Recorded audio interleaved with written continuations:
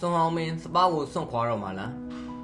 MG Pussy Glue ကိုထုတ်ပယ်လိုက်ခြင်းနောက်ကွယ်မှာ Spa အသင်းရဲ့ကစားသမားတော်တော်များများဟာအသင်းကနေထွက်ခွာဖို့ရှိနေပါတယ်ဒီထဲမှာ Spa အသင်းအတွက်ကာလရှည်ကြာကစားပေးခဲ့တဲ့ Song Hao Min ကလည်းဒီနွေရာသီမှာအသင်းကနေထွက်ခွာသွားနိုင်တဲ့အခြေအနေမျိုးနဲ့ Spa အသင်းဟာရင်ဆိုင်နေရပါတယ်ပြောရမယ်ဆိုရင် MG ဟာ Spa အသင်းကို Premier League မှာရလက်တွေမကောင်းခဲ့ဘူးဆိုပေမဲ့ Europa League Champions ကိုတော့ရယူပေးခဲ့သူပါ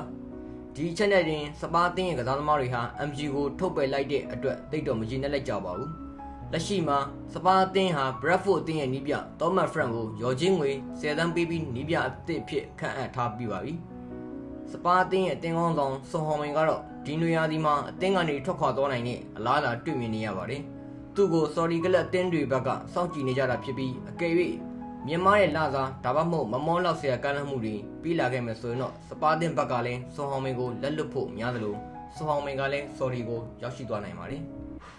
ညီကိုတို့အနေနဲ့ဘောလုံးပွဲများနဲ့ဆလော်ဂိမ်းများကိုငွေကြေးပိုင်းယုံကြည်စိတ်ချစွာစော်ကစားခြင်းပါက Viber ဖုန်းနံပါတ်3995866528ကိုလာရောက်ဆက်သွယ်စော်ကစားလို့ရပါပြီကျေးဇူးတင်ပါတယ်